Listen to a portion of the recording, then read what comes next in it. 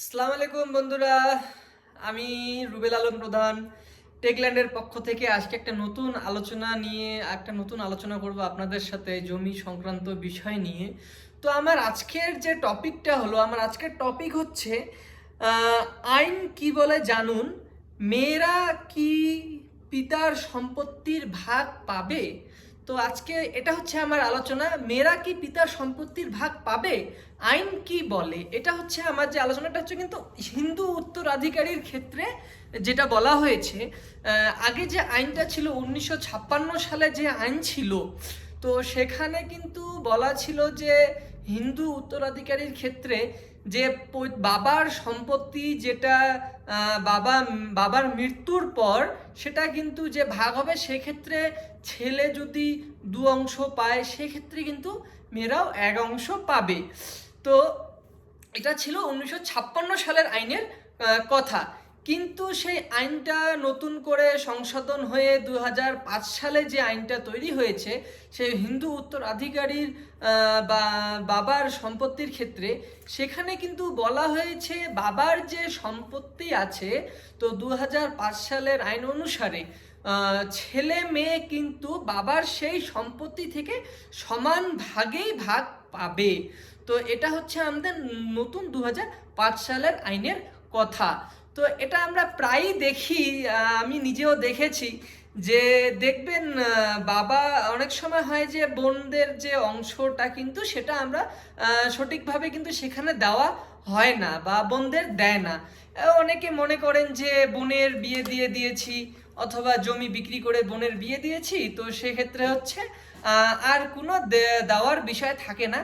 কিন্তু এটা আমাদের আইন বলে না। আমাদের আইন বলে আপনি যদি আপনার বোনকে যাই করে বিক্রি করে বিয়ে দেন না কেন, আপনার অবশেষে যতটুক আপনার বাবার সম্পত্তি থাকবে সেটা কিন্তু ছেলে মেয়ে সমান ভাগেই ভাগ পাবে। তো এটা কিন্তু আমাদের 2005 সালের আইনের কথা। আর যদি ধরে নেন বাবা যদি ওনার নিজস্ব কোনো কেনা সম্পত্তির থেকে ওয়ারিশকে জমি, ওনার নিজের ওয়ারিশকে জমি উইল করে দেন অথবা কবলা দলিল করে দেন, দানপত্র করে দেন, সেক্ষেত্রে কিন্তু ঠিক আছে।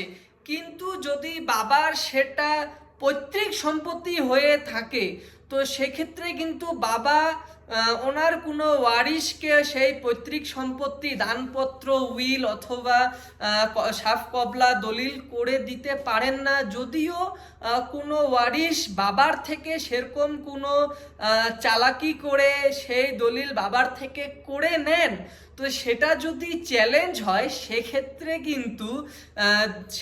কিন্তু সেই দলিলটা কাজে দেবে না। কারণ বাবা কিন্তু নিজের কেনা সম্পত্তি না, সেটা হচ্ছে বাবার পৈতৃক সম্পত্তি। তো সেক্ষেত্রে কিন্তু এটা কাজে দিবে না। সেক্ষেত্রে পৈতৃক সম্পত্তি যেটা থাকে ওয়ারিশরা সমান ভাগেই ভাগ পাবে। তো এটা হচ্ছে আমাদের হিন্দু উত্তরাধিকারীর যে আইনটা, সেটা 2005 সালের সেই আলোচনা।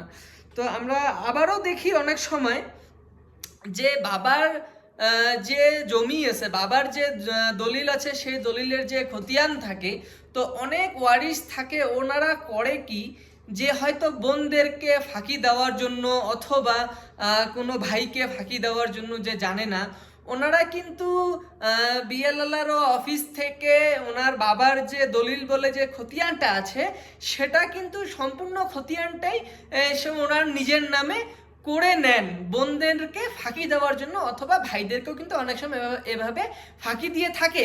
এটা আমার কাছে কাগজও আছে, আমি নিজে দেখেছি। বাবার যে অংশ, তোর বাবার অংশ থেকে কেটে ওটা ডাইরেক্ট শুধু একজনের নামেই করে নিয়েছে, সেটা কিন্তু বাকি যে আরো এক ভাই এক বোন আছে ওনাদের নামে কিন্তু এটা করেনি। এটা কিন্তু সম্পূর্ণটাই একটা হচ্ছে চালাকি, একটা মিথ্যা প্রতারণা করে অফিসে গিয়ে একটা যে কোনো একটা সিস্টেম করে নিয়ে অথবা কোনো একটা ভুল কাগজ দেখায় যে আমরা ওয়ারিশ শুধু একজন আর কোনো ওয়ারিশ নেই।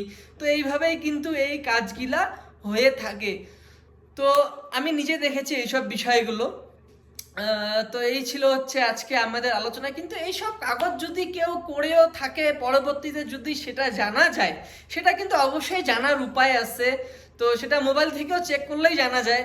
তো এভাবে কিন্তু জিনিসগুলা হয়ে থাকে। তো আজকে আপনারা বুঝতেই পারছেন তাহলে যে হিন্দুর উত্তরাধিকারীর ক্ষেত্রে 2005 সালে যে নতুন আইন সংশোধন হয়েছে, সেক্ষেত্রে কিন্তু ছেলে এবং মেয়ে যারা আছেন ওনারা কিন্তু বাবার সেই সম্পত্তি থেকে সমান ভাগে ভাগ পাবেন। তো আশা করি আপনারা বুঝতে পারছেন। আপনাদের যদি এ বিষয়ে আরও কিছু জানার থাকে, আলোচনা অনেক বড় করা যায়, কিন্তু আমি সংক্ষেপে আপনাদেরকে একটা সাধারণ জ্ঞান দিয়ে কিছু একটা বুঝাতে চাই, যে মূল টপিক যেগুলা এগুলো যাতে আপনারা জানেন। তো আপনাদের যদি এইসব বিষয়ে আরও কিছু জানার থাকে, আপনারা আমার কমেন্ট বক্সে কমেন্ট করে আমাকে প্রশ্ন করতে পারেন অথবা আমার সাথে যোগাযোগ করতে পারেন। আপনারা ভালো থাকবেন। আমি আপনাদের সামনে আরও নতুন কিছু ভিডিও নিয়ে আসবো। আল্লাহ হাফেজ।